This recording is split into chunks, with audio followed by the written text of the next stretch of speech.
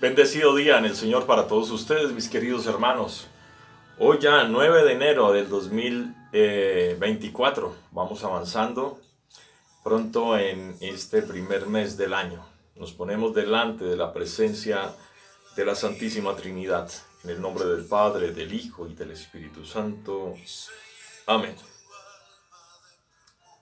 Acompaña, Señor, con celestial piedad los anhelos y súplicas de tu pueblo, para que conozca lo que debe poner obra y lleve a cabo con firmeza lo que ha conocido.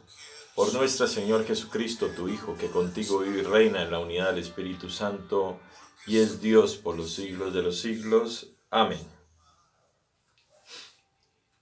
Lectura del primer libro de Samuel, capítulo 1, versículos del 9 al 20. En aquel tiempo, después de tomar la comida ritual en Silo, Ana se levantó y se puso a orar ante el Señor. Llena de amargura y con muchas lágrimas, hizo esta promesa.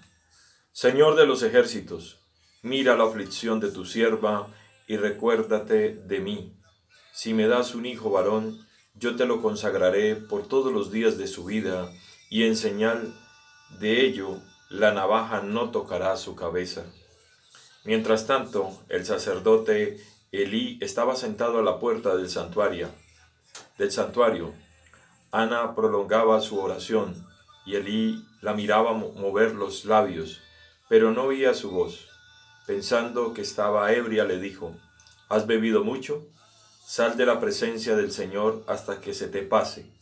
Pero Ana le respondió: No, Señor, soy una mujer atribulada. No he bebido vino ni bebidas embriagantes. Estaba desahogando mi alma ante el Señor. No pienses que tu sierva es una mujer desvergonzada, pues ha estado hablando movida por mi dolor y por mi pena.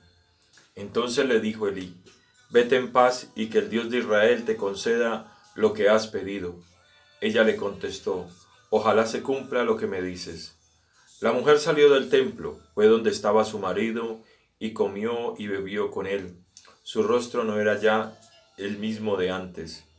A la mañana siguiente se levantaron temprano, y después de adorar al Señor regresaron a su casa en Ramá, el Caná. Tuvo relaciones conyugales con su esposa Ana, y el Señor se acordó de ella y de su oración. Ana concibió y dio a luz un hijo, y le puso por nombre Samuel, diciendo: al Señor se lo pedí. Palabra de Dios. Te alabamos, Señor. Lectura del Santo Evangelio según San Marcos. Gloria a ti, Señor. En aquel tiempo llegó Jesús a Cafarnaún, y el sábado siguiente fue a la sinagoga y se puso a enseñar. Los oyentes quedaron asombrados de sus palabras, pues enseñaba como quien tiene autoridad y no como los escribas.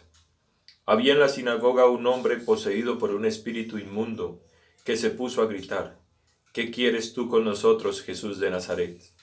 ¿Has venido a acabar con nosotros? Ya sé quién eres, el Santo de Dios. Jesús le ordenó: Cállate y sal de él. El espíritu inmundo, sacudiendo al hombre con violencia, dando un alarido, salió de él. Todos quedaron estupefactos y se preguntaban: ¿qué es esto? ¿Qué nueva doctrina es esta? Este hombre tiene autoridad para mandar hasta los espíritus inmundos, y lo obedecen. Y pronto se extendió su fama por toda Galilea. Palabra del Señor. Gloria a ti, Señor Jesús. Bueno, mis queridos hermanos, hoy venimos a traer esta reflexión. Vemos en la primera lectura esa súplica de Ana. Ana se acerca al Señor adolorida, contrita, pidiendo un hijo. Y le promete que si le da un hijo, se lo ofrecerá a él. ¿Sí? Se lo consagrará a él en el amor que le tiene al Señor. Y así es. Aquí vemos el ejemplo de la oración. De esa oración, y ante todo esa oración con humildad. Esa oración que nos lleva a reflexionar y a pensar en que si lo hacemos de la mejor manera, el Señor jamás nos dejará solos, siempre nos escucha. Debemos seguir pensando en que el Señor nos acompaña día tras día y noche tras noche, y saber que nosotros somos los que le damos la espalda al Señor con nuestras actitudes. En el Evangelio lo muestra claramente. Hasta los demonios reconocen a Dios. Y a nosotros, ¿por qué nos cuesta tanto reconocer la grandeza de Dios? ¿Por qué nos cuesta tanto creerle? Porque creer en Él es creer en su palabra. Él nos da unos designios, nos da una normatividad. La normatividad y las reglas, los mandamientos deben de existir. Tiene que haber alguien que controle, y el Señor, desde la acción del Espíritu Santo, desde tu corazón, va controlando el comportamiento del ser humano y te está diciendo lo que estás haciendo bien y lo que estás haciendo mal. Lastimosamente, a veces es una línea muy delgada. Entonces, no logramos ver cuando el Señor nos está llamando la atención sobre algo y creemos que estamos bien cuando estamos mal. No debemos de ignorar algo en particular. Satanás conoce las Escrituras. Satanás manipula en muchas ocasiones las Escrituras a beneplácito propio de él. El mejor ejemplo es cuando Satanás intenta persuadir a Jesús con las tentaciones. ¿Qué utiliza él? La palabra de Dios. Satanás utiliza la palabra de Dios, es muy astuto. Entonces tenemos que tener en cuenta que la palabra de Dios, toda la palabra que se hable en nombre de Dios, hay que discernirla. Hay que discernirla en la acción del Espíritu Santo y hay que discernirla por medio del documento escrito, para saber si lo que se dice es lo adecuado y lo correcto, y no se dejó a interpretaciones humanas. En muchos casos pasa, se toma la Sagrada Escritura de una manera inadecuada e incorrecta y se comienza a interpretar el que yo pienso, yo creo, no es lo que yo crea ni lo que yo piense. Es lo que la acción del Espíritu Santo me muestra literalmente lo que es. Voy a poner un ejemplo preciso. Si el Señor Jesús, en San Juan capítulo 6, en versículo 56 aproximadamente, comienza a decir, yo soy verdadera comida y yo soy verdadera bebida, y el que come de mi carne y bebe de mi sangre habita en mí y yo en él. ¿Qué es lo que no entendemos de esos versículos? Porque Él no está colocando una comparación, Él está diciendo claramente lo que es. Entonces ya yo comienzo a interpretar lo que a mí me parece, pero no lo que a mí me parezca. Él lo dice claramente. El que come de mi carne y mi sangre, ¿sí? Come para su salvación. Ese es un ejemplo muy claro que hoy en día muchas veces algunos hermanos no lo entienden y no sé por qué. Si el Señor es muy claro al hablar en su palabra. Entonces, otro ejemplo. Dicen algunos hermanos que María tuvo hijos, otros hijos. No hay un solo versículo que diga que María tuvo otros hijos. Entonces dicen, llegó la madre de Jesús y sus hermanos. ¿Pero los hermanos de quién? ¿Los hermanos de Jesús? Pero los hermanos de Jesús por la misma madre, no dicen los hijos de María, porque yo malinterpreto las cosas. Sabiendo que en los Hechos de los Apóstoles, en los diferentes versículos, aparece muchas veces que la palabra hermanos se refería hacia los apóstoles. Los hermanos estaban reunidos, dice. Los hermanos estaban reunidos orando. La única palabra que se nombra la palabra hijo hacia María es cuando Jesús estaba en la cruz, ¿sí? En su aflicción, a punto de morir, y le encarga a San Juan, y está en el Evangelio de San Juan claramente, madre, ella tu hijo. Es la única vez que se habla de que María tiene un hijo. Y todos sabemos que San Juan, evangelista, San Juan apóstol, no era hijo de María. San Juan se queda al cuidado por encargo de Jesús, que cuide a su madre. Además tenemos que ir al contexto histórico donde nos dice que cuando una madre pierde a su esposo, ¿sí? En el tema cultural judío, pues los hijos asumen la responsabilidad sobre su madre. Si María hubiera tenido otros hijos, lo cual no sucedió, porque la Inmaculada, ¿sí? La Santa, la mamá del Santo de Israel, pues claramente nos está hablando de que ella como Inmaculada no tuvo otros hijos y que deja ese encargo, madre, ella tu hijo, hijo, ella tu madre. ¿Sí? San Juan se encarga de ella.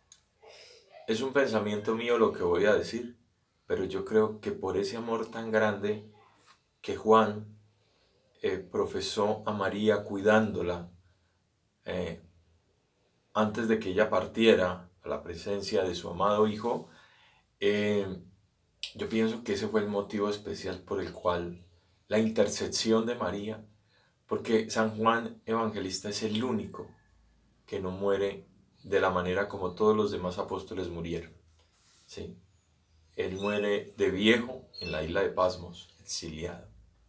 Entonces es algo extraordinario. La palabra de Dios está aquí. Yo los invito a que la meditemos, que la pensemos.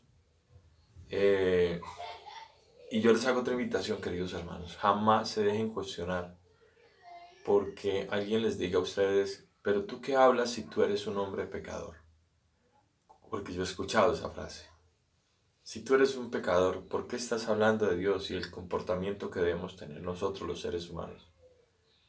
Es que la iglesia es eso. Es santa por la acción del Espíritu Santo y es pecadora por la acción nuestra de hombres imperfectos. Así es. Así mismo es. Y lo dicen los evangelios. Cuando Jesús le dice a Pedro, Satanás me ha pedido que te mueva como las ramas, ¿sí? Que lo sacuda como las ramas, para que pierdan, para que todos se dispersen y pierdan la fe. Y dice Jesús y agrega, dice, pero yo he orado por ti, Pedro, para que sostengan la fe de tus hermanos. Extraordinario. Ahí nos demuestra la fragilidad de Pedro, el primer papa, un hombre escogido por Dios, ¿sí? Y muchos niegan eso, dicen que todos son iguales. No, no todos son iguales. Pedro es diferente, todos los acontecimientos lo demuestran. Jesús le encarga sus ovejas a Pedro, ¿sí? Le dice que las apaciente. Apacentar es darles de comer, alimentarlas, cuidarlas, protegerlas, ¿sí?